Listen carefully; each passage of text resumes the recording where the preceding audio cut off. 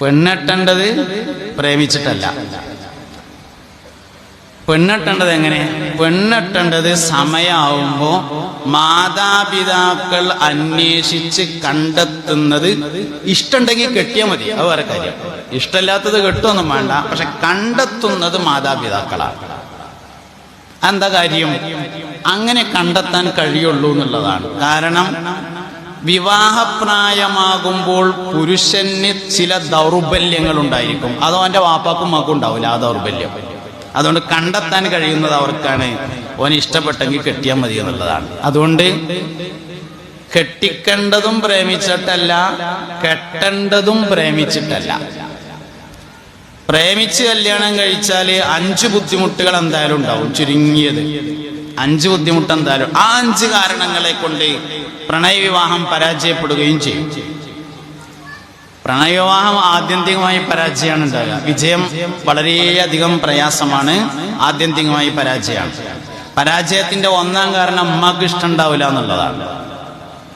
ഉമ്മാക്ക് ഇഷ്ടമില്ലാത്ത എല്ലാ കാര്യവും പരാജയപ്പെടും. അതിനിപ്പോ എന്ത് കച്ചവടം തുടങ്ങുകയാണെങ്കിലും ശരി, കുവൈത്തേക്ക് പോവുകയാണെങ്കിലും ശരി, എന്ത് കാര്യമാണെങ്കിലും ഉമ്മാക്ക് ഇഷ്ടമില്ലാത്ത പരാജയപ്പെടും.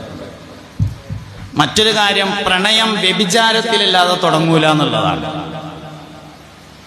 അത് ഞാൻ പറയുമ്പോൾ ഒരു സംശയം ഉണ്ടാവും, അതിന് വ്യഭിചാരം ഒന്നും ഉണ്ടായിട്ടില്ലല്ലോ, ഒക്കെ ഞങ്ങൾ നിക്കാഹിന്റെ ശേഷം ഉണ്ടാവുള്ളൂ എന്ന് ആദ്യം ദിനം തീരുമാനിച്ചതാണല്ലോ എന്ന് തോന്നും. അത് വ്യഭിചാരം തന്നെ എന്താണെന്ന് അറിയാത്തതിന്റെ കുഴപ്പമാണ്. അൽ ഐനാന് സിനാഹുമ അന്നദുറു എന്ന ഹദീസിൽ നസ്സാണ്. കണ്ണിന്റെ വ്യഭിചാരം നോട്ടമാകുന്നു. കാണലും നോക്കലും രണ്ടാണ്. കാണൽ വ്യഭിചാരമല്ല, അതേസമയത്ത് നോക്കൽ വ്യഭിചാരമാണ്. തിങ്കളാഴ്ച 9:35 സ്കൂളിലേക്ക് പോകാൻ വേണ്ടി ബസ് കാത്തു നിന്നപ്പോൾ കണ്ടു, അത് കാണലാണ്. ചൊവ്വാഴ്ച വീണ്ടും 9:35 സ്കൂളിലേക്ക് പോകാൻ ബസ് കാത്തു നിന്നപ്പോൾ കണ്ടു, അതും കാണലാണ്.